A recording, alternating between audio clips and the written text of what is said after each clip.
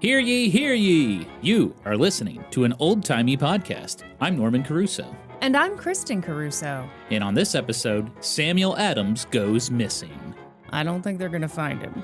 I listened to the first episode, Norm. I was there the whole time, I swear. Really? No blow-up dolls were used. And I happen to know that dude ended up in a box. Well, then they did find him, Lightly and he salted. was dead. I guess. Oh, yeah, that is. Jeez. Yeah. Okay. I'm keeping up with you. But are you, dear listener, keeping up with our Patreon?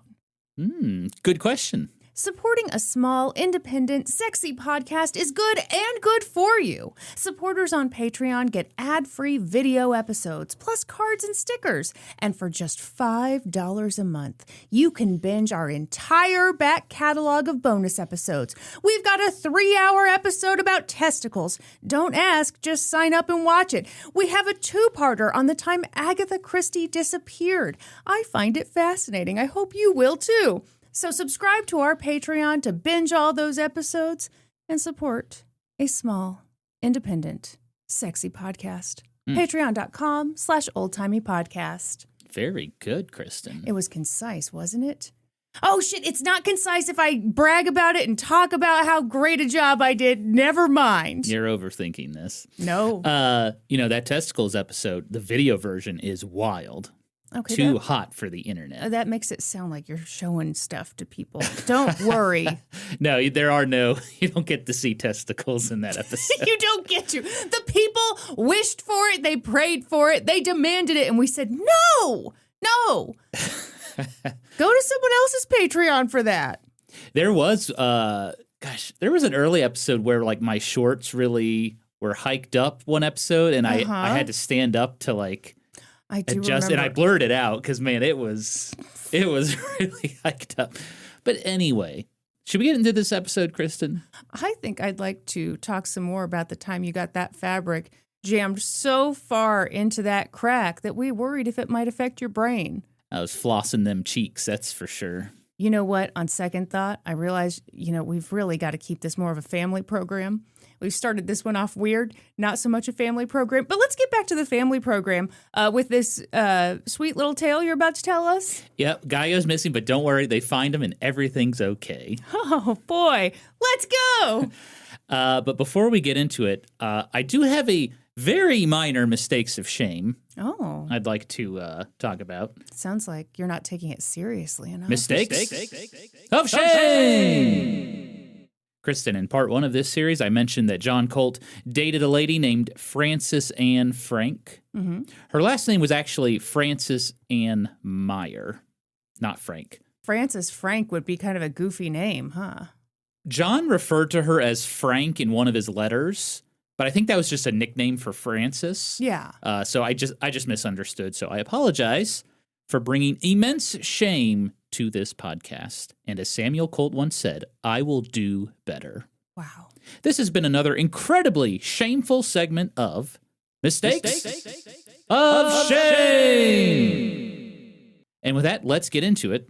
Before we get into part 2, let's recap part 1. Previously. Oh, that's on you. Previously. Oh, can I do it? Yeah, you can do it. I'll let you do it. Previously on an old-timey podcast.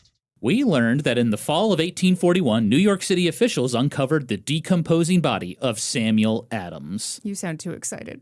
He was a printer. Sorry, let me tone it down. He was a printer who had been missing for the past week. Adams was found inside a crate, tied up with rope, half naked. Someone had sprinkled salt all over his body to help disguise the awful smell.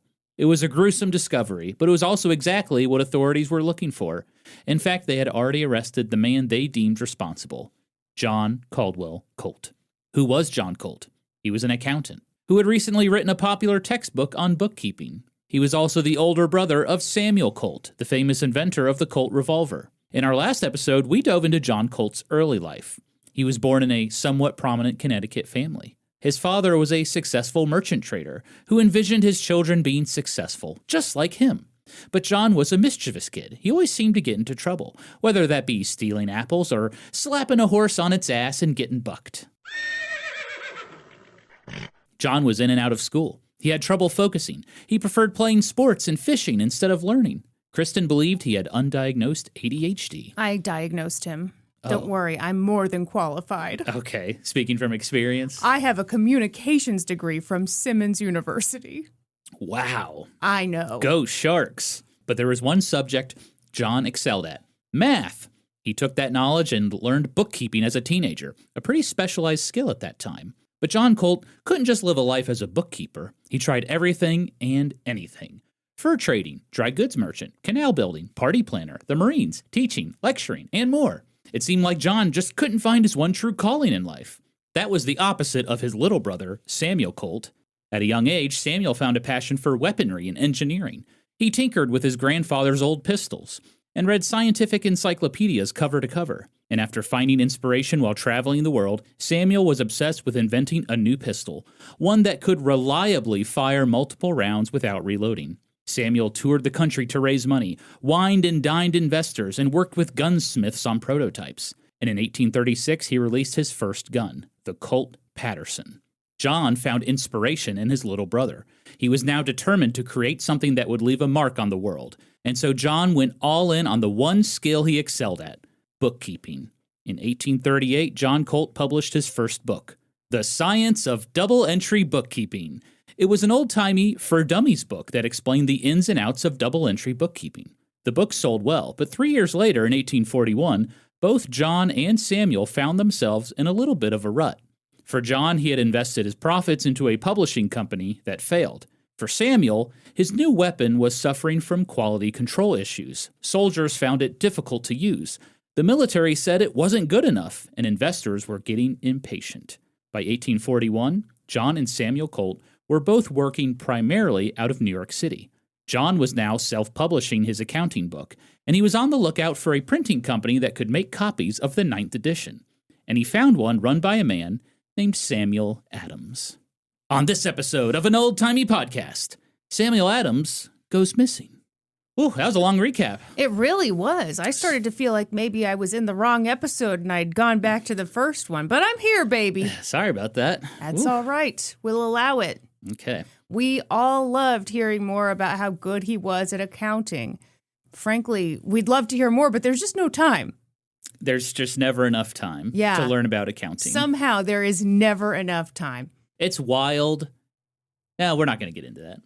What? Well, now all of us are intrigued, Norman. I was gonna go on a stupid rant about our tax system and how the IRS knows how much we owe every year, and we have a whole industry built around us playing this game of like, here's how much I think I owe, and then we submit it to the government. The government's like, nope, that's wrong, and now you're in trouble. Norm, here's who you are right now. Who am I? You are the 18-year-old who's like, pretty weird that I can go off to war, but I can't buy a beer in this country. And it's like, yeah, okay, you're not wrong, but this point has been made before. So if the point's been made once, we should never make it again. That is not what I'm saying. This point has been made 1,000 times. Okay. Well, someone ought to do something about it. Oh, God. So, who was Samuel Adams? Was he a founding father? A brewmaster? The former governor of Massachusetts? He was none of those things, because we aren't talking about that Samuel Adams. Unfortunately, we don't know too much about our Samuel Adams. Oh. He was born in Providence, Rhode Island in 1811, and as a kid, he apprenticed with a printer, and he learned the ins and outs of the trade.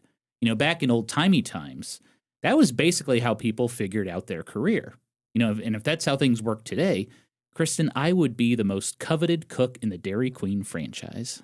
You were a very passionate Dairy Queen chef, okay? Well, thank you. Now that is the proper term. I was a chef at Dairy Queen. You did eat up a lot of the profits. You did, give free food to your friends, which I'm hoping there's no statute of limitations in the Dairy Queen bylaws about that, and I hope you will be arrested any minute for all the cheeseburgers you gave away. You want me to get in trouble?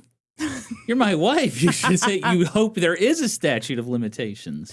I'll do a GoFundMe. I'll be like, oh my gosh, everyone, Norm's in prison. Please help. And you'll just stay in prison. People will donate because everybody loves Normie C. Mm-hmm. And weirdly, my face will be just a lot tighter all of a sudden. Wow. Yeah, my boobs perkier somehow. And I'll just say that it's because of the supplements I've been taking. And you have a big old donk. They say the BBLs are out now. They're out now? That's what they say. They say it's for millennials only. Oh, you are a millennial, so I know. You need to get one, apparently. Yep, I'm on death row for stealing food from Dairy Queen. So I need the GoFundMe. I need a good lawyer to get me off of death row. Oh, the irony. What if your last meal, and I'm sorry, and then we'll get to the story, but what if your last meal you requested Dairy Queen? I mean, I would. It's poetic. Would Dairy Queen be queenly enough, gracious enough to say, you know what? We'll be the bigger person. We'll give him some Dairy Queen. Yeah, give me a double flamethrower. Oh, you seem entitled now. Fries. A Reese PC Blizzard. Okay, we're stumbling across another word that you say incorrectly, and actually it's two words. You call them Reese's Pieces? Reese PC, yeah. That is, no, Reese's Pieces. I know it's Reese's Pieces, but I say Reese PC. I bet you just wish you could lay on your futon and eat a bunch of Reese Pieces all day. All day and night. That's the dream right there. Okay, can we get back to our story? I suppose. So, we don't know too much about this Samuel Adams, but he became a journeyman printer, Kristen. He hopped around and worked for various print shops, and in the 1830s, he made his way to the big city. New York City, baby, where even the rats can get a good meal. Oh. And there he found success in life and work. He married a woman named Emmeline, and then, with a business partner, Adams opened his own printing business. It was called Schechter and Adams, and it was right downtown. Schechter and Adams earned a reputation for doing quality work at a good price. And they printed up whatever your heart desired. Custom invoices, theater programs, lottery tickets, pamphlets.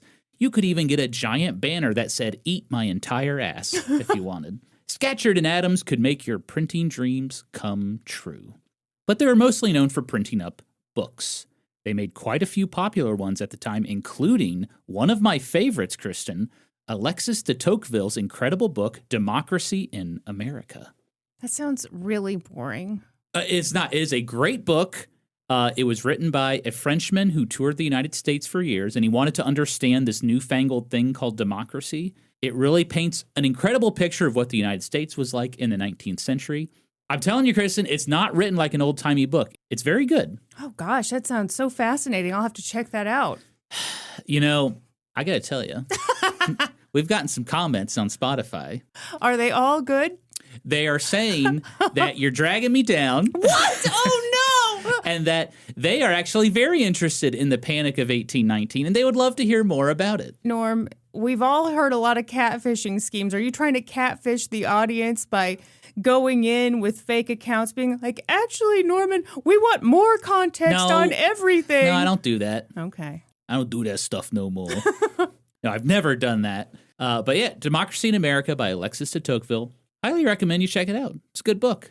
Anyway, business was good for Schechter and Adams, but sadly, Kristen, it wouldn't last. A few years after opening the business, Samuel Adams' business partner, Schechter, passed away. Schechter was much older than Samuel Adams. He had kind of been his mentor. He really took the reins of the business. Mm-hmm. And when he died, Samuel Adams kind of struggled to run everything by himself. Well, printing up an Eat My Ass banner is kind of a two-man job, don't we agree? Takes a lot of work. Uh-huh. Kind of like eating ass. Okay. Then, an accidental fire almost destroyed the entire business, and fire spreads really fast in a room full of paper, Kristen. Okay, I was thinking that. I was like, woof, all those books. Yeah. Quick, get that big tub of oil. Throw it on the fire.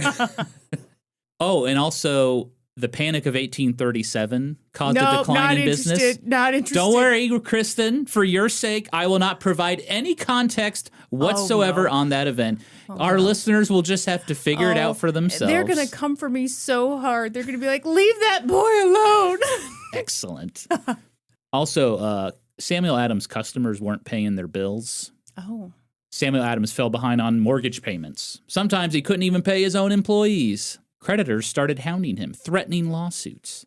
And by 1841, Samuel Adams was in debt for around $5,000. Adjusted for inflation, that's about $200,000 today. Oh, that is scary. It's about your average grocery bill. Her. Hey. See, we're a political podcast. Well, once again, you're really coming out with these opinions that no one's heard before. You're right. The groceries are too expensive. Groceries are expensive, and our tax system sucks. Uh-huh. Yeah. So I'm not bringing anything original to the table. Any other hot takes you want to have? Let's see. Oh, everyone prepare to be offended. I can just tell he's working up something good. He's spent a lot of time in some weird internet communities. It's all rubbing off on him. Uh-huh. Nope. We're not going to get into this. He's starting to think that there's a problem with these females. These females sure are rowdy these days. That's just my opinion, though. Anyway, I'm going to save myself. Hang on. What? You don't need to save yourself from that. From saying females are rowdy? I think a lot of females would agree. Or they'd say, no, we're not, in a really rowdy way. And then, you win either way, Norm. Mm-hmm. So Samuel Adams was in debt. And all that debt, along with the pressure of running a business, it put him on the edge. He was always known as a, quote, remarkably mild, inoffensive man. But now, Samuel Adams was beginning to take a belligerent tone with customers who were not paying their damn bills. Okay, well, that seems warranted. For example, one customer, Kristen, he was a merchant. He contracted Samuel Adams to print up about $1,500 worth of stuff. Adjusted for inflation, it's like $55,000 worth of business. Yeah. That's a lot of money. And Samuel Adams set up a monthly payment plan for the merchant, but the merchant fell behind on payments. And after all the printing was said and done, he owed Samuel Adams about $110. Adjusted for inflation, $4,000. Okay. And, that merchant knew he had not paid his bill. And he really liked and respected Samuel Adams, so he stopped by his shop to talk things over and hopefully work out some sort of extension or something. Well, in this guy's defense, when you said he was coming up short, I was expecting the number to be much bigger than just 100. But this is just one of many customers. No, I understand. I understand the pressures. And that adds up, Yeah, I get it. To the merchant's surprise, the mild-mannered Samuel Adams went absolutely ballistic on him. He yelled and screamed. He accused the merchant of trying to cheat him out of money. And the merchant was like, whoa, chill. Look, I don't have the money right now. I'm sorry, but maybe we can work something else out. Here, take my pocket watch. It's real gold. It's got to be worth something. So the merchant handed Samuel Adams a gold pocket watch. On the back, it featured an engraving of the U.S. Capitol building. Samuel Adams looked it over and said, okay, fine, I'll knock $85 off your bill. So that bought the merchant some time. But Samuel Adams, he can't just barter all of his outstanding invoices. He needs cash. Creditors weren't going to accept pocket watches or magic beans as payment. And so in the summer of 1841, when John Colt showed up at Samuel Adams' shop with business, Adams felt relieved. He knew about John Colt. John was an established author. He was a known name in the book industry. The chances of him paying his bills seemed pretty good. Yeah. And John needed a lot of books printed up. Samuel Adams was confident a good amount of cash was coming his way. Oh, this is sad. I haven't even gotten to the sad part. Well, I'm not jumping ahead to that yet, but just like this guy who owns a small business and he's feeling hopeful because, this guy does have the number one accounting book. Number one, baby. Reese's Book Club. But he doesn't know that Reese's Book Club has nothing to do with this. This is a Jenna's pick all along. Or is it Reese's Book Club? Yeah, you weirdo. But no, he doesn't know that he tried to be a party planner in New Orleans, and New Orleans was like, no thanks, we've got that covered. He doesn't know about all these failed attempts. The Marines. Oh, gosh. Yeah. Yeah. This poor guy, he's so hopeful right now. Yeah, it's like he doesn't know the real John Colt. Right. So we'll see what happens. He knows the facade. Mm-hmm. Or the facade, as you might say. I might say facade. That's for real. You know me too well. We really are married. I would say facade. We're not just married for this show. We're married in real life. Jesus. It's okay, Norm. I couldn't figure out how to use Google on a recent, oh, thank God that was a bonus episode. Okay, you have to pay to watch me not know how to use Google. Kristen's stupidity is behind a paywall. Yeah, look out. Watch Meemaw try to use the internet. So, John Colt, Samuel Adams, they worked out a deal. John was very excited to finally print the 9th edition of his book, The Science of Double Entry Bookkeeping. But this time around, he was going to do 2 versions, Kristen. No, why? There's the larger Teachers and Clerks edition, and then the smaller School edition. Oh, for the kiddos. Okay. I was really prepared to pounce on that idea for being incredibly stupid. I thought maybe this one has more pictures or something. But no, these are actually different versions that could be useful. Actually, a very normal thing to do.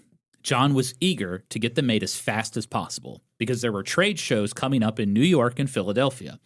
And as a self-published author, those shows were how John Colt made most of his money. So at these shows, dealers could buy large quantities of books at a discounted rate. So for John, it's an easy way to offload inventory and make a big chunk of change. Yeah. John needed the money. Who knows, maybe he could save up enough to move himself and his pregnant girlfriend, Caroline Henshaw, out of their boarding house located at... Oh, I know how to use Google now. I learned it on a recent bonus episode. Okay. Just kidding. No. It's not there anymore. You jerk. I was about to show off my new internet skills. It was located at 42 Monroe Street, which, yeah, it's like a big apartment building now or something. Well, is it the same big old apartment building? Well, no, this was a boarding house. This was like a literal house. Gotcha. Man.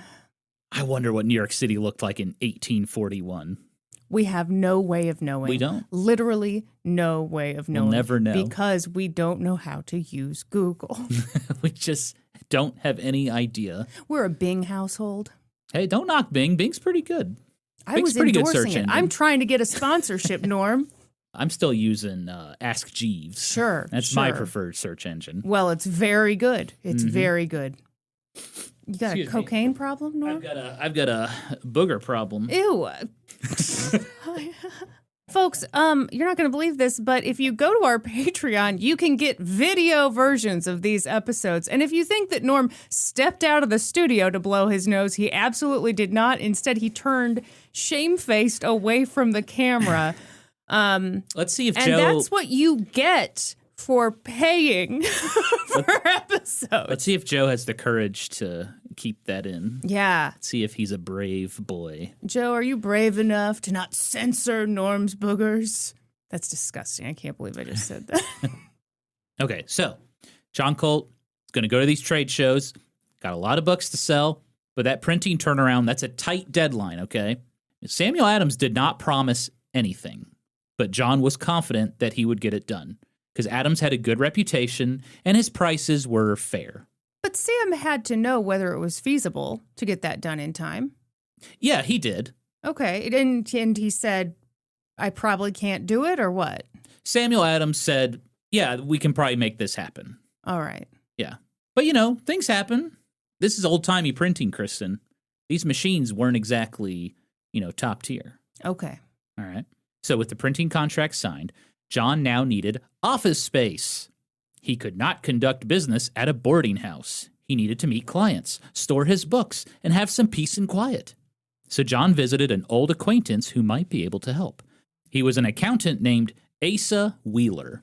Asa Wheeler had been doing accounting his whole life, even as a child for his father's business.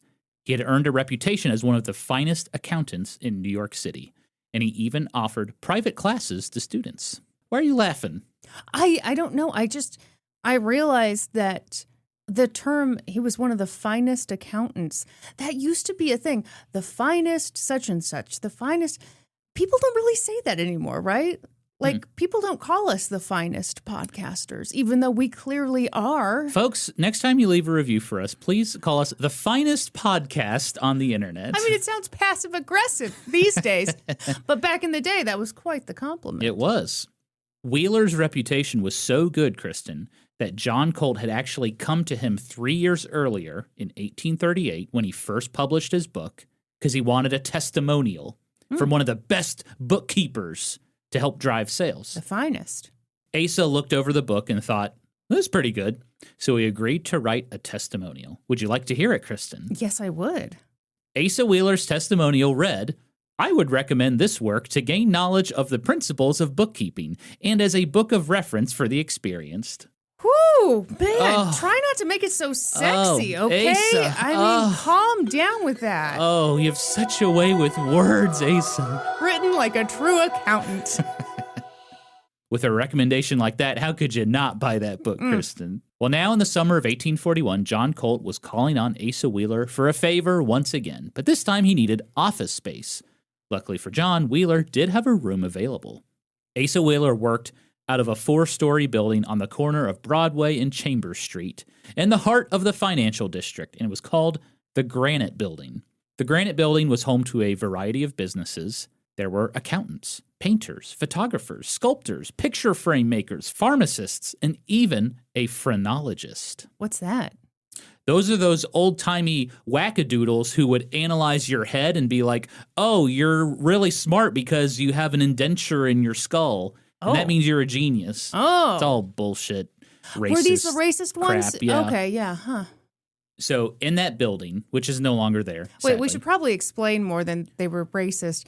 This was like the science in quotation marks. It was like, well, as you can see, the white man's brain is a lot bigger than the black man's brain. So there we go. We get to do whatever. There we go. I summed it up. Well, it wasn't specifically his brain's bigger. It's the shape of his head is this way, and therefore that means he's not as intelligent as the white man. I wish I had my white man plays guitar sound. You know, Norm, you explained that to me like a true white man. You really showed off your superior Come on, no, intelligence. you don't get to throw that at me. I can tell by the shape of your head that you know what you're talking about. I can tell by the shape of your head. Uh-oh. You better stop that right you can eat my ass. All right? Put that on a banner or I won't do it. If you walked into the bedroom and there's a banner hanging that just said, eat my ass. I mean, first I would laugh. And I was bent over the bed. First I would laugh, and then I'd be like, how much did you pay to have this done? $250. Well worth it. Mm-hmm. Back to our story. Asa Wheeler rented 2 rooms out of the Granite Building, okay? They were right next to each other on the 2nd floor, and they shared a door between them. Asa Wheeler used one as his office, and the other he used as like a private study and storage room, you know. I get it. So John Colt was like, hey, buddy, you think I could rent out that extra room? It's the perfect location for my business, and I can meet clients right in the heart of the financial district. And it's only temporary. I just need it for 6 weeks while my books are printed up. Asa Wheeler said, sure. He offered the room to John for 6 weeks at a cost of $15. Adjusted for inflation, $600. Okay. Deal. John Colt moved in right away, and he busied himself with his work. Well, 6 weeks later, John's time was up. Asa Wheeler was anxious to get that extra room back because he had another guy that wanted to rent it out. Sure. But John didn't really seem ready to move out. His office was described as a dreary place. Dreary? Yeah. Dreary? Yeah. I feel like I'm saying that word wrong. You've lost confidence. The Drury Inn. The Dreary Inn. His office was described as a dreary place. It was uncarpeted with a few wooden chairs and a table. John also had a big wooden box for shipping books. It measured 3 feet long, 2 feet high, 2 feet wide. We've heard about this box before. John proudly boasted that he built the box himself, using a combination hatchet hammer he kept on his desk. By the appearance of his office, John Colt didn't seem to be in a hurry to move out, and that became very apparent when he asked Asa Wheeler if he could stay longer. Just another week. But Asa Wheeler hadn't even gotten his rent payment yet. Oh. And when he inquired about it, John Colt apparently exploded with temper. Asa Wheeler was taken aback by the reaction. No kidding. You got a lot of nerve, dude. You didn't pay for anything. And you're Yeah. asking for more when you haven't even paid for the first thing. Yeah. And now you got a poopy butt attitude? Get out of here. Mm-hmm. Take your stupid box with Real you. poopy butt, that's for sure. Asa Wheeler was taken aback by the reaction, and he immediately dropped the issue because, quote, it was not worth getting wrathy about. Oh, Asa. John later reconciled with Wheeler by offering him several copies of his book. Oh, my God. I hate this guy so much. Asa Wheeler graciously accepted it, saying it put them on familiar terms again. Is Asa a saint, or does Asa know he's dealing with a very unstable weirdo dude who might put him in that homemade box if he's not careful. I think he's a non-threatening boy. Okay. Asa Wheeler's a non-threatening boy, for sure. Behind Asa Wheeler is a wife who's like, you did what now? You accepted 14 copies of this stupid book instead of the money we need? What the hell are we going to do with these books? We need money. Then she cracks it open. Well, you know what? I'm learning a lot. You know what? I think I'm going to become a bookkeeper. What was going on with John Colt? His anger was a surprise to Wheeler. Apparently, he had gotten testy with other visitors, too. One time, a credit collector showed up at John's office, and John could be heard cursing the man out and threatening to throw him out the window. Good grief. Turns out, John Colt was having money problems. You're kidding. You're not going to believe that. Did he offer the creditor a couple copies of his book? He just brings the book everywhere as payment. Yeah. Goes to a restaurant, tip for the waiter, here's the book. Can you imagine if we had a bill due and we were like, here's what we're going to do for you. We're going to tell you a random history story and we'll chit chat and you just have to sit there for about an hour and a half or so. And that's our gift to you. We will be giving this to you in lieu of a mortgage payment and I think you'll be thrilled. Actually, the way douchier, worse offering would be signed card and stickers. Norm, our autographs are worth so much, like so much. So much, So much money. Mm-hmm. That's why you have to pay like $7 to get them. $7. We are cheap hoes, let me tell you. So yeah, John Colt's having money problems, Kristen, obviously. But John was very angry about it because he felt like it wasn't his fault. The source of the problem, in his mind, was his printer, Samuel Adams. How? I'll tell you how. Okay. Apparently, the 9th edition of The Science of Double-Entry Bookkeeping had experienced some production delays. As a result, John wasn't able to fulfill as many orders as he wanted at the New York Trade Show. And John was pretty pissed about it. This was how he made his money. Adams knew that too. But John Colt felt like Samuel Adams had no sense of urgency about his situation. The two men also argued about money, specifically about how much money John owed for the printing. Samuel Adams claimed John had an outstanding bill of $70. John disagreed. He said, "No, I owe you more like $55. Keep in mind, this is a $15 discrepancy. Just for inflation, $600. Okay, I mean, that's pretty big. But, it was really the principle of it all. John Colt was like, dude, I'm an expert on accounting. I know what I owe you, buddy. Okay, but you're also a bullshitter who's really bad with money. That's true. So you probably do know the exact amount, and you're lying about it. But Samuel Adams was adamant. Hey! He had been burned by other customers way too much. He thought John was trying to cheat him, just like other customers. And in this situation, Kristen, Samuel Adams had very strong leverage because he had in his possession the stereotype plates for John's book, a.k.a. the master prints. So if John ever wanted to easily print his book again, he's going to need those plates. Yeah. And Samuel Adams could threaten to withhold them if John failed to pay his bill. Shit. Despite their disagreements, John Colt had to press on. On September 6, 1841, he attended another trade show in Philadelphia, and he did pretty well. He secured 400 orders for his book, and he had 2 weeks to get them sent out. But by Thursday, September 16th, 10 days later, he had not heard anything from Samuel Adams. John needed those books to get paid, so he decided, all right, tomorrow morning, I'm going to visit the bookbinder to check on my books. That day would not go as planned. Friday, September 17th, 1841. In the morning, John Colt stopped by the bookbinding shop of Charles Wells. Charles Wells was the official bookbinder for Samuel Adams. John asked about his 400 books. Were they ready? I need them, like, now. Charles Wells had good news. They were just about ready. and John would have them in time to fulfill his orders. Charles Wells then asked, "By the way, you still owe Samuel Adams money. What's the deal with that?" John replied, "We'll work something out. Besides, I can't do anything until I get the proceeds from the Philadelphia trade show. Once I get that money, I'll deal with it." And with that, John left and he headed to his office in the Granite Building. Meanwhile, across town... Oh my God. I couldn't help but wonder. Samuel Adams was finishing up lunch with his lovely wife, Emmeline. Adams was looking good that day, Kristen. He had on his best business attire, a white cotton shirt, black coat and vest, an old-timey neckband. You know, the ones that kind of look like a cute bow? No, like a bow tie, you mean? Not a bow tie. It looks like a bow. Okay. If you type in, like, 19th century neckband, you'll see it and you'll be like, oh, yeah, I've seen those before. Oh, yes, a very distinguished look. Okay, when you said neckband, I was picturing like a really thin little ribbon, and I was like, this does not sound good.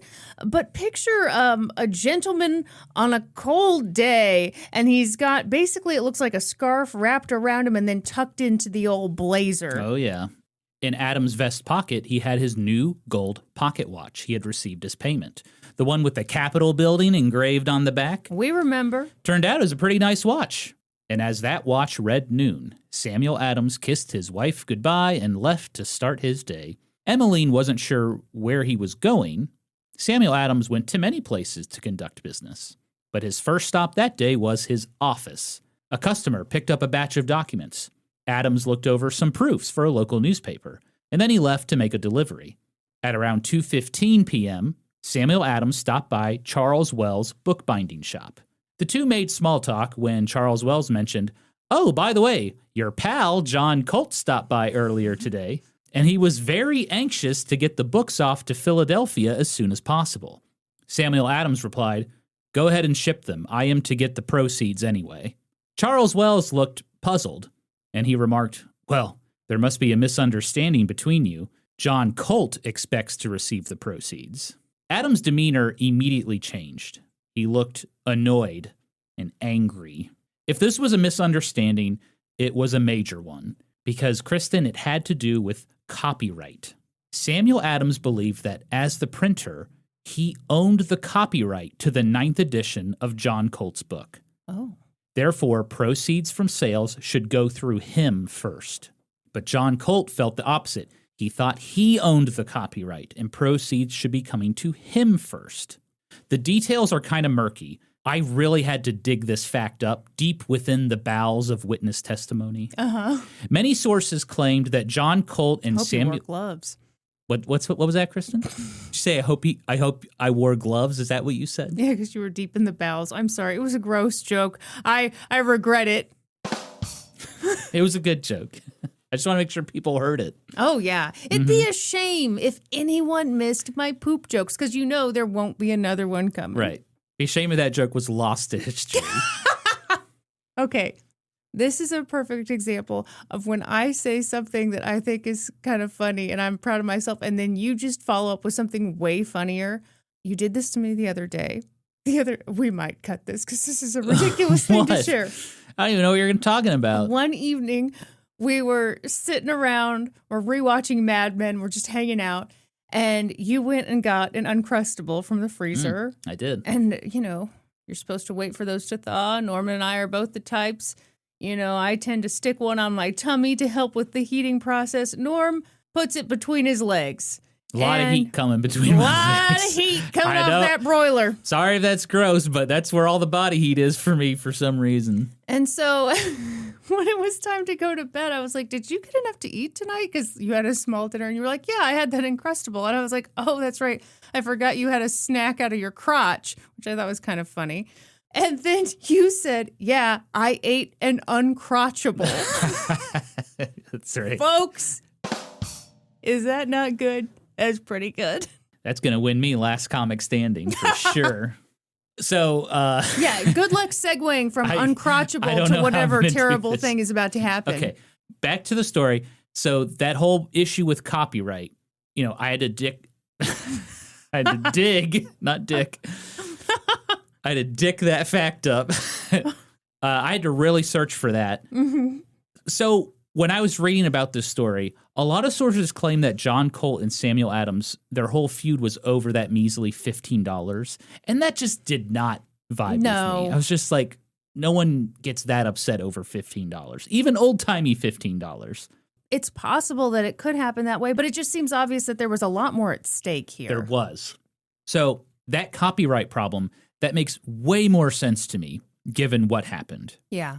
Well, Samuel Adams was fuming, and so he said, I will go see Colt, and he quickly left. Shortly before 3 p.m., a friend of Samuel Adams noticed him quickly making his way to the Granite Building on the corner of Broadway and Chambers Street.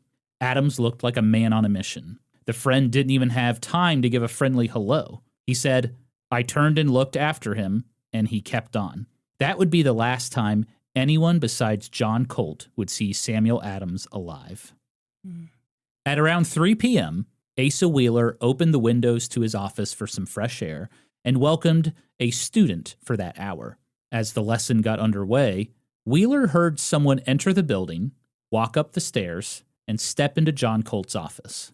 15 minutes later, Wheeler and his student heard strange noises. It was kind of hard to make out. The noise from the open windows really drowned out the sound quite a bit, but it was definitely abnormal.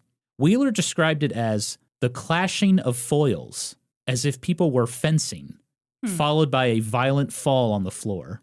The student immediately turned to his teacher. What was that? He asked. Wheeler replied, I have no idea. Curious, Wheeler walked up to the door that separated his office from Colt's office, and he put his ear up to it. Silence.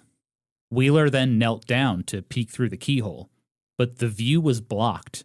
John Colt had dropped the keyhole cover on his side of the door. Side note, I was curious what the purpose of a keyhole cover was. So people can't peep on you, right? Yeah, that was one reason. Yeah.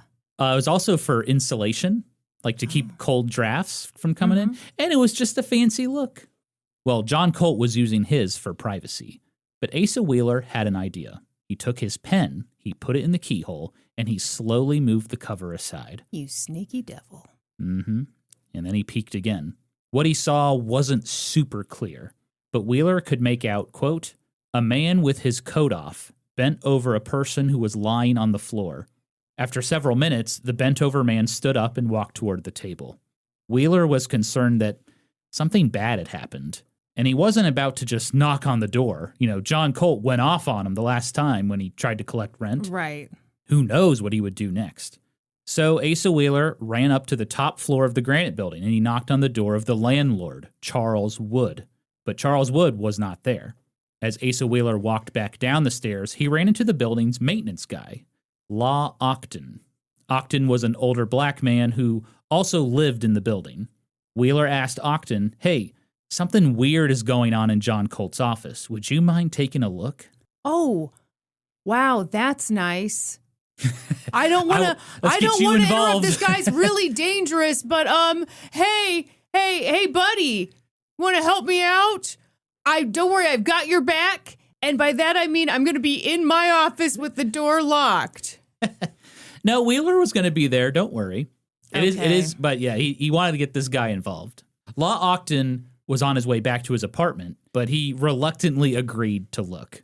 Like Asa Wheeler, Octon peeked into the keyhole. It was quiet. After a few minutes, Octon was like, sorry, I don't see anything. And he went back to his apartment. Well, peeking was not working. Asa Wheeler wanted to know who was inside John Colt's office. So he came up with another idea. He tiptoed down to the first floor, and then he started stomping up the stairs.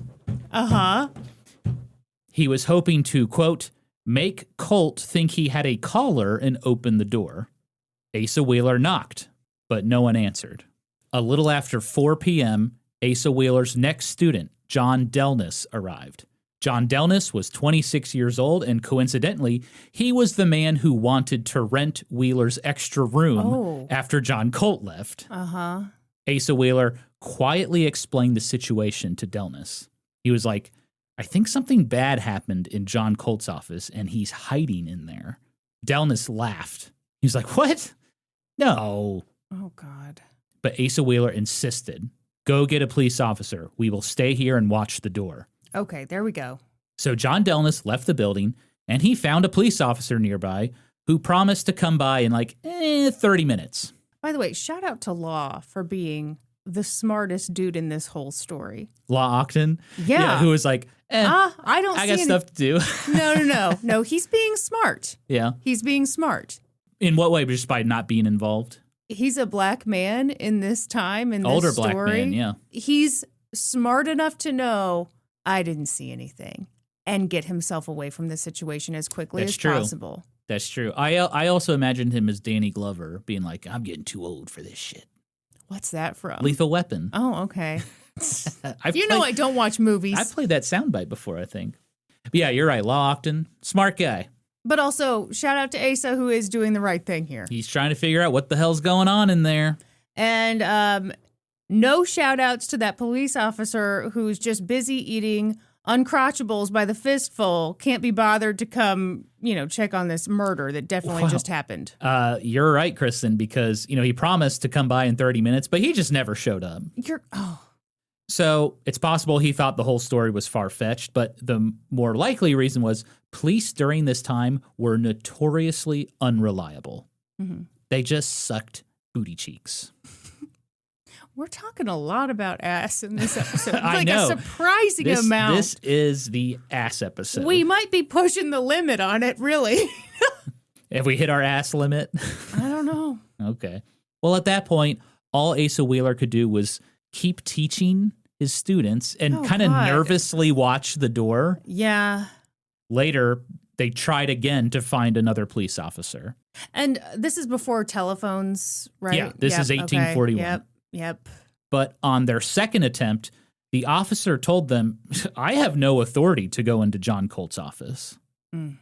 It was now 9 p.m. Asa Wheeler was getting tired. John Delnis worked away, watching the door. Finally, Wheeler was like, look, I got to go home. I'm tired. Delnis was like, I'm going to keep working. I'll stick around. I'll watch the door. A short time later, John Delnis was startled by a noise. He said he, quote, heard someone unlock Mr. Colt's door from the inside, come out, lock the door again, and go away. Meanwhile, at the nearby City Hotel, John's brother, Samuel Colt, was drinking with a couple of potential investors. They were badly needed. Samuel's company, Colt's Patent Firearms Manufacturing Company, was on the verge of collapse. Money was running out. As the men drank, smoked, and cracked jokes, they were interrupted by John Colt. He looked nervous, disheveled. I need to talk to you, John said. Samuel replied, not now. I'm kind of having an important conversation here. Mm-hmm. Samuel then gave John his room key. Wait for me upstairs. I'll join you in a few minutes. But when Samuel Colt went up to his room a little later, John was nowhere to be found. Back at the Granite Building, John Delnis heard someone enter the building. They made their way up the stairs and into John Colt's office. Delnis then heard someone tearing something, like a cotton cloth, followed by sloshing water, followed by scrubbing sounds on the floor. This repeated for several minutes, and then complete silence. John Delnis, laying and watching from a bench in Asa Wheeler's office, eventually dozed off to sleep. Meanwhile, I'm getting flashbacks to the murder episode on Sex and the City. It was controversial. Meanwhile, at the boarding house on 42 Monroe Street, it was a little after 11 p.m. The pregnant Caroline Henshaw was sleeping in bed when all of a sudden she was awakened by a noise. It was John. He stood at the foot of the bed, slipping on a nightshirt. Caroline yawned and rubbed her eyes. What time is it? A little after 11 p.m., replied John. Why are you home so late? She asked. John replied, I was with a friend from Philadelphia. He leaves by boat tomorrow morning. Oh, and also I murdered somebody. Shh. I shouldn't have said that last part out loud. Now I got to do it all over again. Oh, crap. I really shouldn't have said that last part. Caroline nodded and dozed off again. Saturday, September 18th, 1841. At around 5:30 a.m., Caroline Henshaw woke up again. It was dark outside. John was standing, fully dressed, getting ready to leave. "Where are you going so early?" Caroline asked. "To the boat, to see my friend off. I might be back soon, or I might not." Then John left. Caroline figured he would be back in time for breakfast, but John never showed up. Back at the Granite Building. I hope you're all dancing to this. I mean, you really should be. At around 6 a.m., young accountant John Delness, snoozing on Asa Wheeler's bench, was awakened by, quote, the sound of someone nailing a wooden box, which sounded as if it was full. John Delness decided not to do anything and just wait for Asa Wheeler to arrive. That's smart. 2 hours later, at around 8 a.m., maintenance man Law Ogden walked into the building after running a morning errand. Yeah, I bet he had a lot of duties that day that took him out of the building, far, far away from the building, nowhere near the building. I've got a lot of stuff to do today. Not in the Granite Building. Yep. As he made his way upstairs, he noticed a large wooden box on the landing of the second floor. Then John Colt appeared, grabbing the box. He lowered it onto its side, and then he kind of let it slide down the stairs. And John Colt braced it against his shoulder so it wouldn't slide too fast. Must have been full of books, real heavy. Mm-hmm. Law Ogden just stood to the side, waited for John Colt to come down the stairs, and then he walked upstairs and he started sweeping the second floor hallway.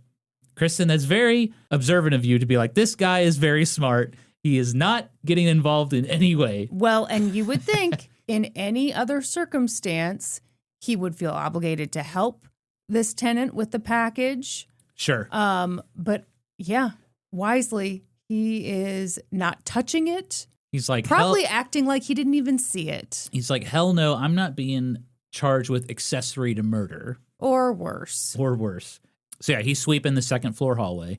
And after finishing that, Ogden went back downstairs. And he saw John again, standing in the entryway of the building with the box. The box had blue writing on the side of it. It was addressed to an R.P. Gross of St. Louis, Missouri, by way of New Orleans. John was peeking out the door, looking up and down the street. Like a totally normal, not paranoid guy. Law Ogden assumed he was trying to find a cart man. This was a guy with a horse-drawn cart who was paid to transport goods. Okay. At around 8:45 a.m., John found one. It was 34-year-old Richard Barstow. He was slowly driving his cart east on Chambers Street, looking for business as rain began drizzling down. John Colt waved him down. Richard Barstow noted that John kind of stood out because he was wearing short sleeves and no hat, which was definitely out of the ordinary back then. Yeah. Barstow pulled over. John asked, "Are you busy?" Barstow replied, "Not particularly. Why?" "I need this crate delivered to a ship docked at the Maiden Lane Wharf," said John. Richard Barstow was heading that way, so he was like, "Sure, I'll take it." He hopped down off his cart and followed John into the Granite Building, where the box waited. It was a big box. It felt heavy. Barstow estimated it weighed from 150 to 200 pounds. He would not be able to lift it by himself, so he whistled down another nearby cartman to help him out. John Colt watched in silence as the two men loaded the box onto Barstow's cart. Barstow noted the box was heading to New Orleans first. "What ship should I carry this to?" he asked. John replied, "I don't..." Whatever, doesn't matter. I just need to be away from me. Yeah, just put on any ship. No, John replied, "I don't know the name of the vessel, but I'll follow you there and point it out to you." Richard Barstow hopped on his cart. He said, "Giddy up." And the horse slowly pulled the cart toward Maiden Lane Wharf. John followed closely behind, holding a cute little green umbrella to keep the rain off of him. When they arrived at the wharf, Barstow stopped his cart in front of a ship heading for New Orleans. It was the 789-ton vessel called the Kalamazoo. Barstow pointed. "Is that the one?" John just nodded. I think you're right that he just didn't give a shit what ship it went on. Of course he didn't. He just wanted to make sure that this thing got on a ship and away from him. And by this thing, I'm sorry, I mean this body. Man he murdered. Yes. Well, we actually don't know if John Colt murdered him. I know it. You are very insightful and smart. I use Google all the time with almost no problems. Richard Barstow then put his thing down, flipped it, and reversed it. My God, there's his no cart, need for anyway. that. Okay. He reversed the cart toward the ship. He dragged the heavy crate off. He dropped it to the ground, the same as I would a box of sugar, he said. Yeah, which he also delivers completely naked from the waist down. Absolutely. John Colt reached into his pocket and pulled out 2 shillings and 6 pence. Now, when I first read that, I was like, weren't we using dollars back then? 2 shillings and 6 pence. But actually, back in the 1840s, Kristen, our currency was really fudged up. It was very localized. So New York City had like its own money system. Norm, I hate where I think this is going. Where's it going? I am afraid you are going to say, what if we do a series on the different currencies available all over the United States? You want to do future topic? No, I don't. We need a term for no topic. Oh, that's no, God, no, please, no. Yeah, there we go. I don't have that one right, but I can do this. Bye. Yeah. We'll say bye to that topic. Okay. Although, yes, that is mildly interesting. Well, I figured out that 2 shillings and 6 pence was like 30 cents. Adjusted for inflation, $12. Okay. So John Colt was giving the cart man $12. Richard Barstow was pretty disappointed by that because he was hoping to get like 36 cents or like $15. Okay. But apparently the look on John Colt's face made Richard Barstow think that, quote, haggling would be more trouble than it was worth. Mm-hmm. Barstow thanked him, hopped on his cart, and drove away, as John Colt stood by his box, waiting for the ship's crew to pick it up. Meanwhile, back at the Granite Building, Charlotte was getting pounded. Sorry. No. Meanwhile, back at the Granite Building, at around 9:30 a.m., Asa Wheeler arrived at his office. John Delness filled him in on the latest happenings. He was like, okay, here's the deal. John Colt left this morning, and he was dragging a very large box downstairs, and then he loaded it onto a cart, and then he headed down the street. Asa Wheeler thought, what the fudge is John Colt up to? Time was of the essence. With John Colt away, maybe Asa Wheeler could peek into his room. Yeah. Asa Wheeler ran up to the 4th floor again to get the landlord, Charles Wood. And this time around, Charles Wood was there. Wheeler explained the situation and asked if they could get into Colt's office using the master key. Charles Wood didn't really like that idea. That was against the rules of the building. He stated it was a very delicate subject to meddle with. Well, sure, but can we make an exception for murder? Yeah, so Asa Wheeler was like, this guy is up to something very bad. We need to go look in his office. Yeah. Charles Wood finally relented. He gave Asa Wheeler the master key and just said, go check it out yourself. Asa Wheeler galloped down the stairs to the 2nd floor to Colt's office door. He pressed his ear to the door just to double check to make sure nobody was in there. And then, his hands shaking, he inserted the key into the lock. He heard a click, and he opened the door. Asa Wheeler looked around. The crate was gone. The floor looked freshly scrubbed, but only in one particular spot, and it was where Wheeler had seen the man bent over someone laying on the ground. The rest of the floor was dirty. Mm-hmm. Wheeler also saw strange spots. It looked like, quote, oil and ink spilled around the base of the floor and thrown at spots on the wall. And that was it. Satisfied, Asa Wheeler shut the door, locked it, returned the key to Charles Wood, and went back to his office. What do you mean satisfied? There's really nothing else to see in there. Oh, okay. But he didn't think like, oh, this guy's just cleaning up the way we all do, just one tiny spot at a time. No, maybe satisfied was the wrong word there. Just Okay. like he was done looking at the room. Very good. Okay, Yes. I'm with you. 30 minutes later, at around 10 a.m., Asa Wheeler heard a knock on his office door. He opened it. It was John Colt. Wheeler screamed, ah! I would. No, he didn't scream. John Colt was like, hey, does your key work in my door?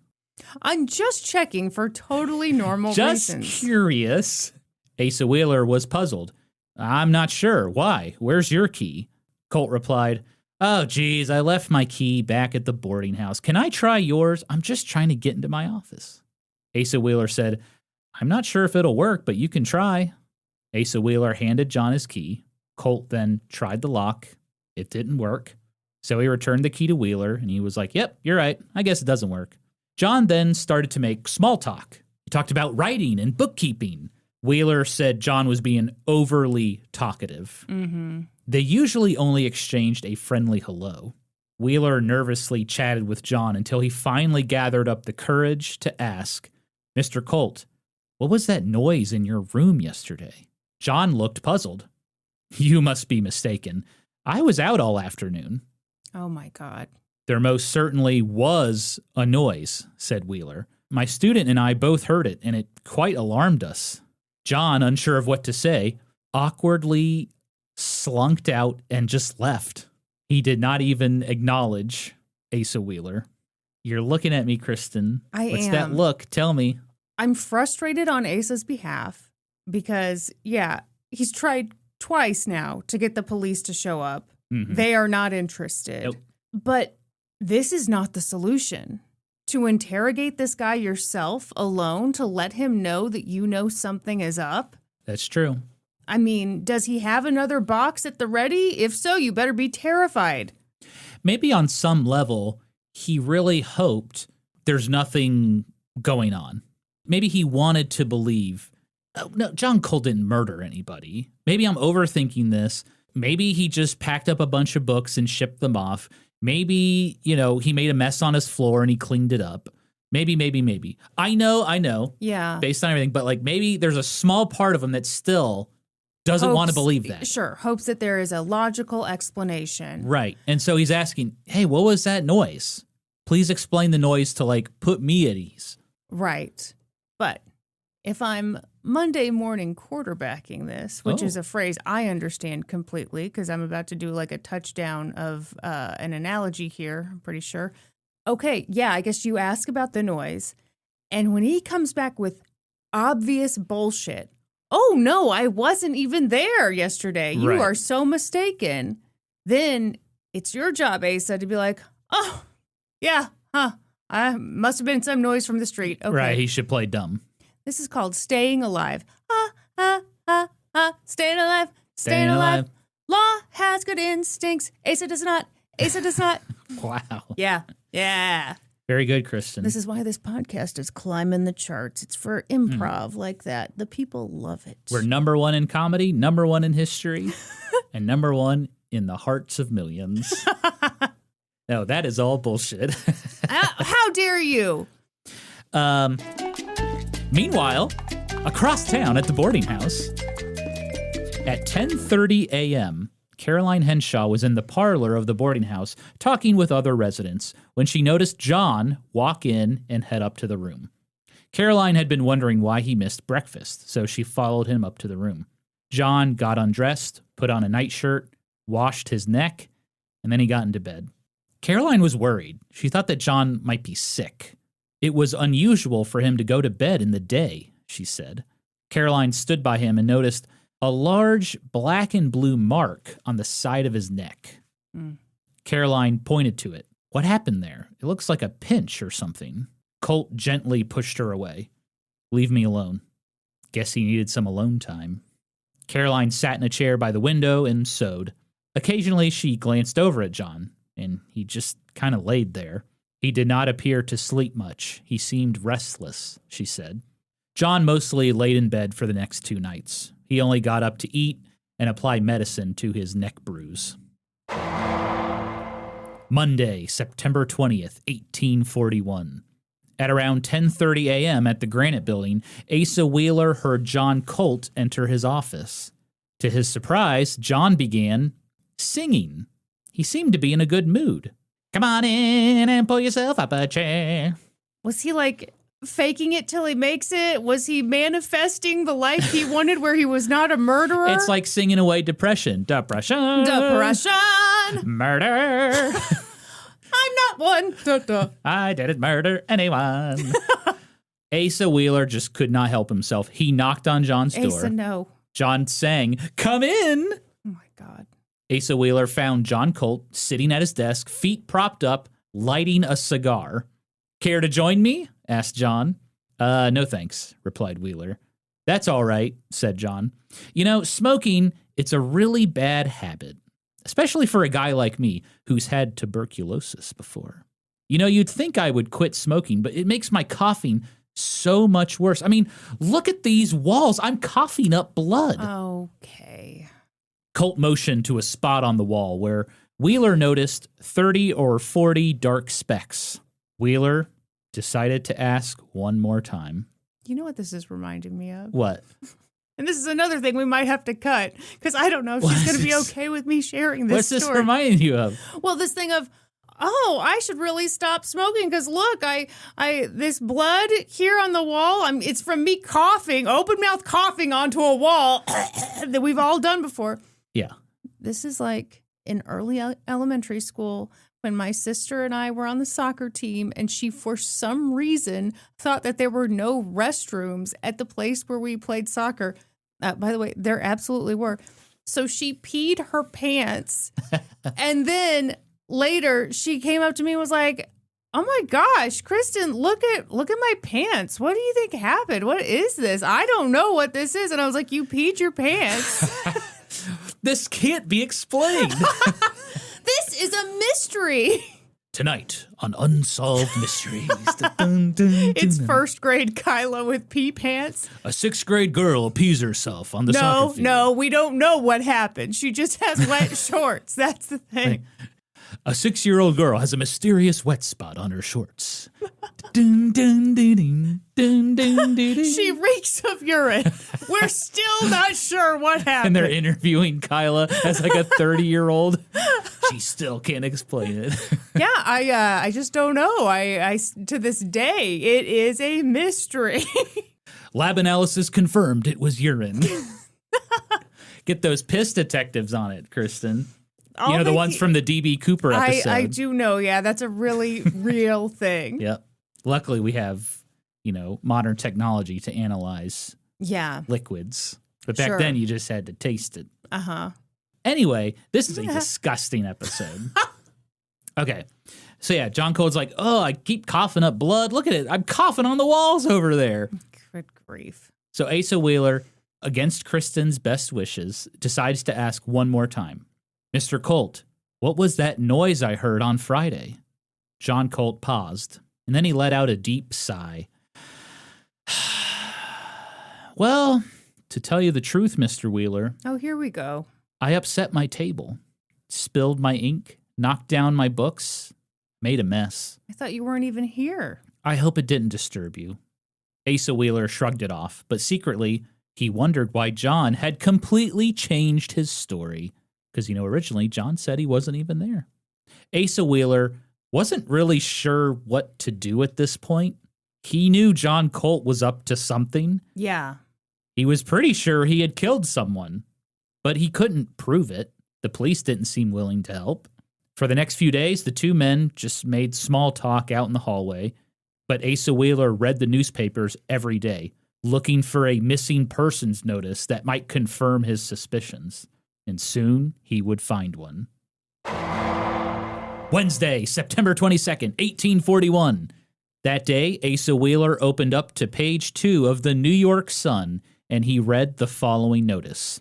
Any information regarding Mr. Samuel Adams, printer, who left his place of business on Friday, September 17th, about 3:00 p.m., will be thankfully received by his relatives and friends at 23 Catherine Street, who are unable to account for his sudden disappearance. From an investigation of his business, there does not appear to be an assignable cause for his absence. The only conjecture is that he has met with some violence, but when or in what manner is still a mystery. Asa Wheeler's stomach sank. Yeah. Samuel Adams. Asa Wheeler no doubt knew Samuel Adams. In the past, Adams had stopped by the building several times to see John Colt, and now he was missing. Wheeler immediately threw on his coat, and he hurried over to the address listed in the missing persons notice, 23 Catherine Street.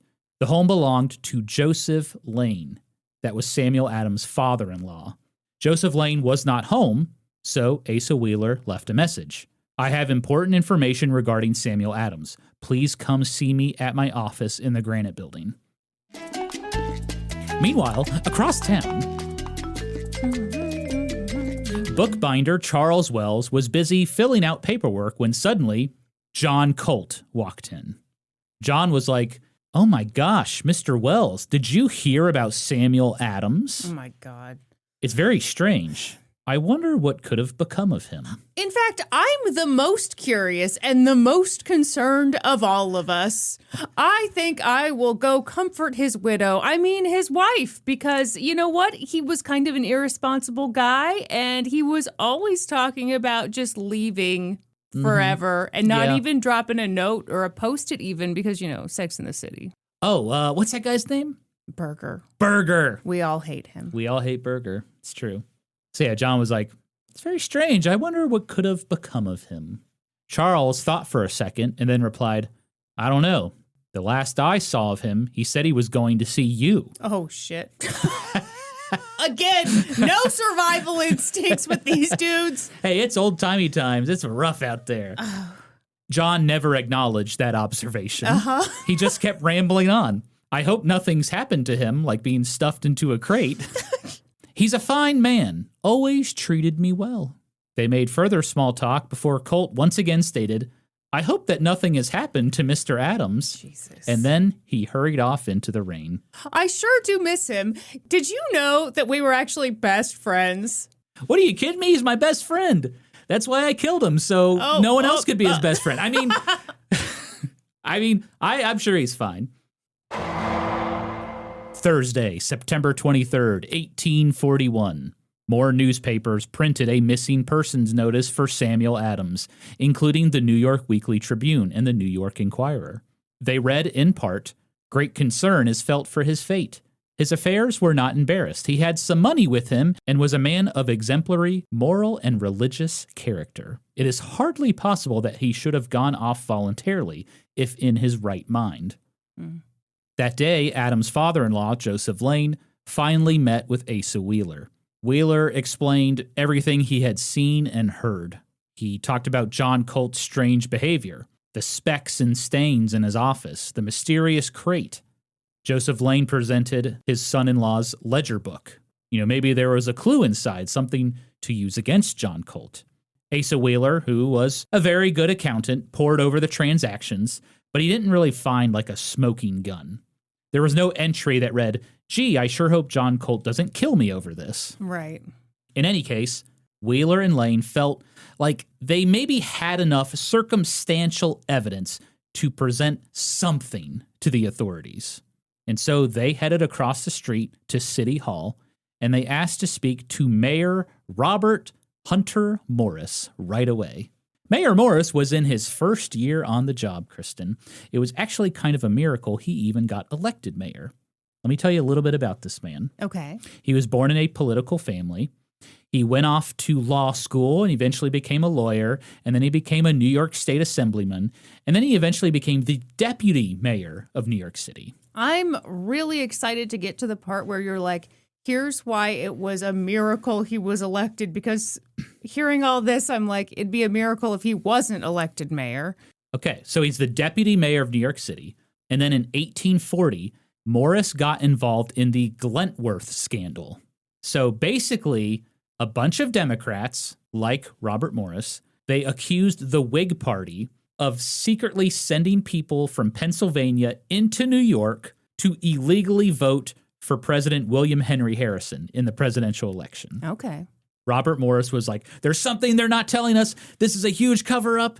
So he stole grand jury documents because he thought they were going to be destroyed. Oh my God. Okay.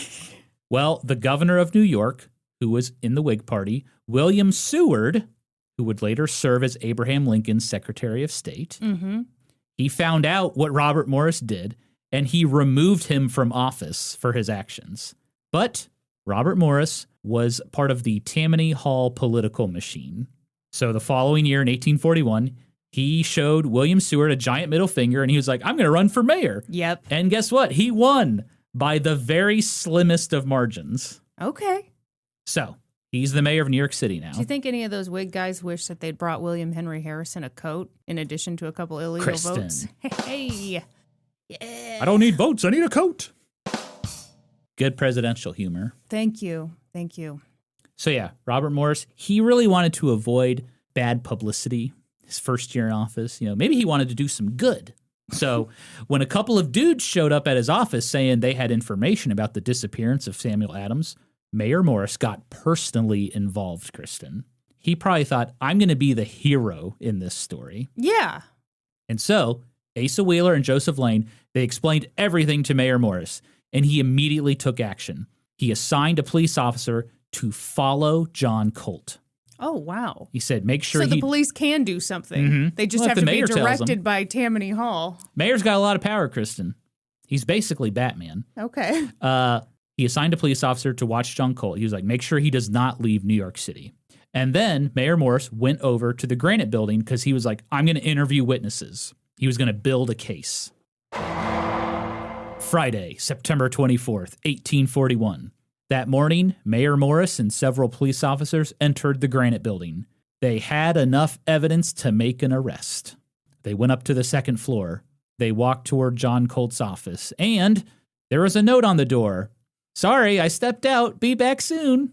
So they decided to wait for John, and they hid in Asa Wheeler's office. A short time later, John Colt arrived back at the building. As he unlocked his office door, an officer appeared and grabbed him by the arm. They expected John to resist because, quote, he was reputed to carry a revolving pistol in his pocket. He was just a supportive brother. That's right. Now, that's purely because he was Samuel Colt's brother. In reality, John did not carry any weapons on him. And then Mayor Morris appeared and he introduced himself. John was like, oh my God, I can't believe I'm meeting the mayor of New York City. Does he think he's going to flatter his way out of this? He didn't actually say that. Okay. Oh my God. It's just like whenever I see our mayor, I'm like, oh my God, the mayor. You are such a creep about the mayor. I am. I'm sorry. If there's any chance that this gets back to him, don't worry. Norm is not a creep. He's not to be feared. Listen. He does eat a lot of uncrotchables, but they're from his own crotch. He's not victimizing anybody. I would love to hand our mayor a warmed up uncrotchable. Oh my God. Maybe, you know what? Maybe he It's ready should to be eat, afraid Mayor. of you. Mr. Mayor, it's already defrosted, ready to eat. Don't ask any questions, Mr. Mayor. He waved to me one time, and I'm basically obsessed now. So, actually, Mayor Morris told John, we wish to speak with you inside your room. John obeyed. They all walked in, closed the door. Then Mayor Morris stated, Mr. Colt, you are under arrest on suspicion of killing Mr. Adams. John said nothing, as the police searched him for weapons, but he didn't have any. Then they searched John's office. As he looked on in silence, they found his hatchet hammer on his desk under some newspaper, noting a red stain on the hatchet and a similar spot on the hammer. Well, he'd coughed all over it. That's why. Yeah, I'm coughing. I've got the tubes right now, as we call it. Big bad case of the things. tube. I'm down the tubes. I threw out my hanky and I've just been coughing into my hatchet hammer. My hatchet hammer absorbs quite well. On the handle of the tool were fresh ink stains that appeared to have been put on intentionally to cover up blood. Oh, God. They noted the stains and ink spots on the walls and floors. One officer scraped particles off and removed a stained section of the floorboard as evidence. And then the entourage headed back across the street to City Hall. And in his office, Mayor Morris got tough. I'll ask the questions here, big guy. It's awful hot under these oil lamps, ain't it, John? So they started questioning him. Where do you reside? Asked the mayor. I do not live anywhere, said John Colt. I sleep in my room in the Granite Building and get my meals at the eating houses, which is an old-timey word for restaurant, but they just weren't as fancy as a restaurant. Okay. Eating house is a very fun term. Let's bring it back. I do like eating house. It's kind of like how the Brits just say the toilet. You know, it's kind of just what you do there. The toilet. Uh-huh. Instead of the bathroom. Instead of bathroom, yeah. Yeah. We try to, We used to say toilet over here, too. I've read it in old-timey newspaper articles. Oh. But yeah, we just have to be unique, I guess. Now we say bathroom. We're very puritanical. Mm-hmm. So yeah, John's like, I don't live anywhere. I sleep in my office. Were you in your room on the Friday evening last? I don't recollect. It's possible. I know I slept there, answered John. Okay, well, what? Were you engaged in that evening packing and nailing up a box, and did you send such a box away in the morning? John replied, most assuredly, I saw no box, nor did I send any box away. He's doing too much. I didn't see a box. And if I did, I would definitely not send it away. Well, that was a lie, and Mayor Morris knew it was a lie because he had interviewed Law Octon in the Granite Building. Law Octon was like, oh yeah, I saw that guy, and he definitely had a box. Yep. John Colt was now done answering questions. He wanted his lawyer, and that was his cousin, Dudley Selden, who was also a major investor in Samuel Colt's gun company. But while they waited for Dudley to arrive, John was placed in a jail cell at the Tombs, a.k.a. the Halls of Justice. Mayor Morris felt he had enough to arrest John Colt, but maybe not enough to keep him under arrest. Dudley Selden would surely see to that. In order to keep John under arrest, investigators needed a body, and they thought they knew where it was. That evening, Mayor Morris asked the New York Enquirer to print a notice in the paper for the next day. Saturday, September 25th, 1841. In the morning edition of the New York Enquirer, a notice read, the person who early on Saturday morning last took a box from the building on the north corner of Broadway and Chambers Street, or any person who have seen a box taken from said place at that time, will please call immediately at the mayor's office in the City Hall. Meanwhile, police officers showed up at the boarding house on 42 Monroe Street, asking to speak with a Mrs. Colt. And then Caroline Henshaw appeared. She demanded to know what was going on. She had been worried sick all night, wondering where John was. Officers wanted to search their room. Caroline cooperated. She took them up to their room on the third floor where police started searching. There wasn't much, mostly clothes. Officers asked where John kept his possessions. Caroline showed them a small, locked trunk, and they asked Caroline to open it. She refused. Officers took the trunk and escorted Caroline to the Halls of Justice to see John. Once they got there, they opened the small trunk in front of both of them. Oh. Inside were a few things. There were some business cards, John's Marine Corps discharge papers, locks of hair of his mom and two sisters, and finally, wrapped in old newspaper, was a gold pocket watch with an engraving of the U.S. Capitol building on the back. It was the exact same one Samuel Adams had on him the day he disappeared. Meanwhile, Mayor Morris continued to look for that crate. He summoned William Godfrey to his office. William Godfrey was the superintendent of carts. Godfrey was ready because he had actually read the notice in the paper that morning, and he knew exactly why the mayor wanted to talk to him. Yeah. William Godfrey suggested they should go talk to a cartman named Thomas Russell. Thomas Russell frequently worked near the Granite Building. Maybe he knew something. Mayor Morris was like, fine, go talk to him. So William Godfrey went to the Granite Building, and sure enough, there was Thomas Russell standing outside of it looking for customers. And when questioned, Thomas Russell was like, oh, yeah, I remember that box. It was heavy. I helped another cartman load it up, and he took it down to the wharf. I don't remember his name, though, but I would definitely remember his horse. Okay. That must have been some horse. No kidding. So Superintendent Godfrey and Thomas Russell walked down to the Maiden Lane Wharf, and there they saw it. A horse wearing a top hat, wearing a coat, with a 16-inch penis. Stop it. No wonder he remembered that horse. Norman. Okay, that's not what happened. They actually found Richard Barstow, the cartman they were looking for. So Superintendent Godfrey asked about the crate, and Barstow, quote, recollected it clearly. Oh, yeah, heavy box, had blue writing on it, and the guy stiffed me. Yeah, no, that's all of it would track. Yeah. You'd remember everything about that. Godfrey then asked, where is the crate? Follow me, said Barstow. The men walked down the wharf until they stopped in front of a ship, the Kalamazoo. Barstow pointed, it's on that ship. Investigators were lucky that the Kalamazoo was still around. Its departure had been delayed for several days due to bad weather. Godfrey reported back to Mayor Morris, who then, quote, took immediate measures to detain the ship. What followed was what you heard in the introduction of Part 1, Kristen. The following morning on Sunday, September 26, 1841, Mayor Morris and other city officials boarded the Kalamazoo.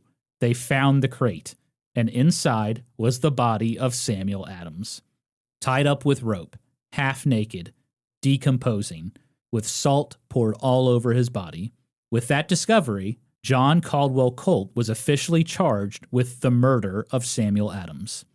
On the next episode of an old-timey podcast, we'll learn about the absolutely bonkers trial of John Caldwell Colt. Oh, I'm excited for that. Well, give us a little taste. What's going to make it so bonkers? Is he going to represent himself in court? Tell me. No, he's got a great lawyer, Dudley Selden. Okay. Who served a very short term in Congress, by the way. Rich dude. All right. So he's got I'm a good excited. defense. Okay. And you'll learn his brother Samuel will be helping a lot in this trial. Is he going to shoot all the members of the jury? No, but a gun is involved. Okay, well, that is very interesting. I have more questions, but I'm realizing I need to hold my horses. I need to hold specifically that horse with the top hat and the jacket. Yep. Yes. Jacket. And that's where the description ends, Norman, because this is a classy podcast, very elegant, we're independent. Small, sexy, independent podcast. Would the horse be more memorable if it had a really tiny penis? That I think you should leave sketch? So I think, here's what I think. It's kind of the same logic that I would use for the tip. That's not what I meant. I mean for like the tip that, okay. The tip? No, I mean like you don't want to do too big on the tip or too small on the tip because either way it's memorable. It's either memorable for being too small or memorable for being too big. You want the Goldilocks scenario. You want it just right, and that's what makes it forgettable. I feel like I'm at lunch with Samantha right now. So. Well, honey, what you want is right in the middle. Anyway, folks, I don't mean to tantalize you, to titillate you, to word of the year 2026. Really? Titillating. Why was that the word of the year? We said it on the last episode. Oh, I thought you meant like someone official said it, not just us. 2026 just started. We can't declare the word of the year already. You're right. But and we are here on Old Timey Podcast. Yeah. Titillating. Anyhow, I was about to mention my father. Oh, okay. Folks, and I do mean to titillate you with this. Our next bonus episode, we're thinking it's going to be a DP episode. Oh, yeah. Are you prepared? Daddy Daryl is in the house. Never say that again. Double D's. Oh, no. Okay. It's getting weird. You know what? We're going to end this episode. Thank you all for being here. Thank you for, you know what? If you got to the end of this episode, you might not be a classy person. You might not be fit for Palm Beach members only. Yeah, that's that new show you're watching, isn't it? Oh, God, it's so awful. And wow, those women are something. But anyway, you know what they say about history, hoes? We always cite our sources. That's right. For this episode, I got my information from the books Killer Colt, Murder, Disgrace, and the Making of an American Legend by Harold Schechter. Devil's Right Hand, The Tragic Story of the Colt Family Curse by M. William Phelps. The Story of Colt's Revolver, The Biography of Samuel Colt by William B. Edwards, and Remarkable Trials of All Countries by Thomas Dunphy. That's all for this episode. Thank you for listening to an old-timey podcast. Please give us a 5-star review wherever you listen to podcasts, and while you're at it, subscribe. And remember, when you leave that review, please say we are the finest. We are the finest podcast. Support us on Patreon at patreon.com/oldtimeypodcast. Join the Reddit community, r/oldtimeypodcast. Follow us on Facebook and YouTube and Instagram at oldtimeypodcast. You can also follow us individually on Instagram. She is the beautiful Kristen Pitts Caruso. I go by Gaming Historian, and until next time, toodaloo, ta-ta, and cheerio. Bye. Oh, up. Bye. Bye. Bye.